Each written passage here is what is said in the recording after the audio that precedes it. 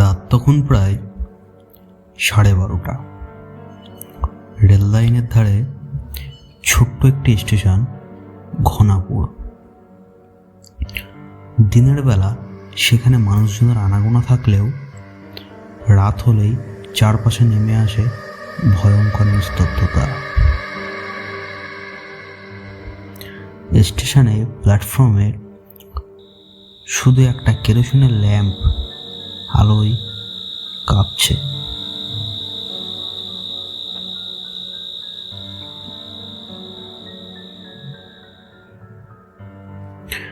রুদ্র সদ্য যোগদান করা টিকিট কালেক্টর। সে জানতেন না ঘনাপুর স্টেশনে এমন এক ভয়ঙ্কর গল্প রয়েছে। সে ছিল এক সাহসী, অলৌকিকতায় তেমন বিশ্বাস করতেন না। তাই অফিসার যখন তাকে এই স্টেশনের রাত্রের ডিউটি দিলেন, সে একটু আপত্তি করেননি।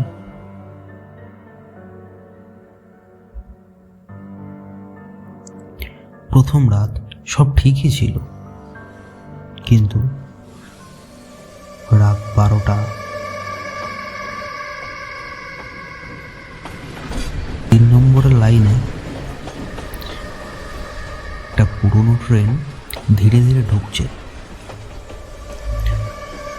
অথচ আজ এই সময় কোনো ট্রেনের সময় ছিল।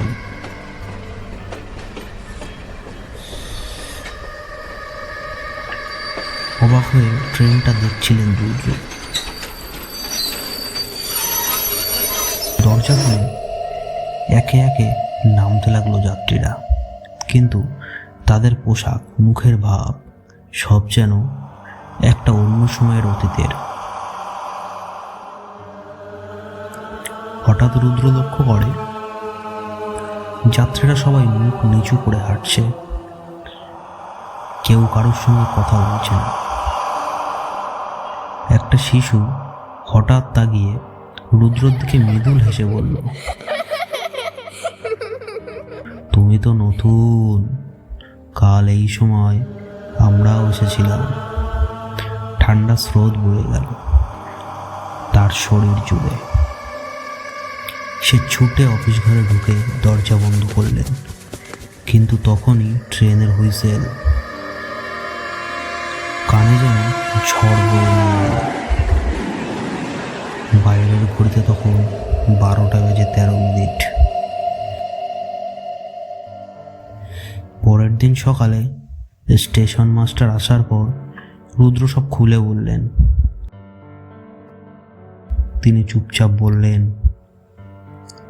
আজ থেকে 10 বছর আগে এই সময় এই লাইনে একটি ট্রেন লাইনচ্যুত হয়ে পড়ে, শতাধিক মানুষ মারা যায়।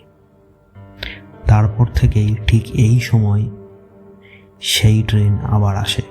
কেবল রাত্রের কর্মীরাই তা দেখে।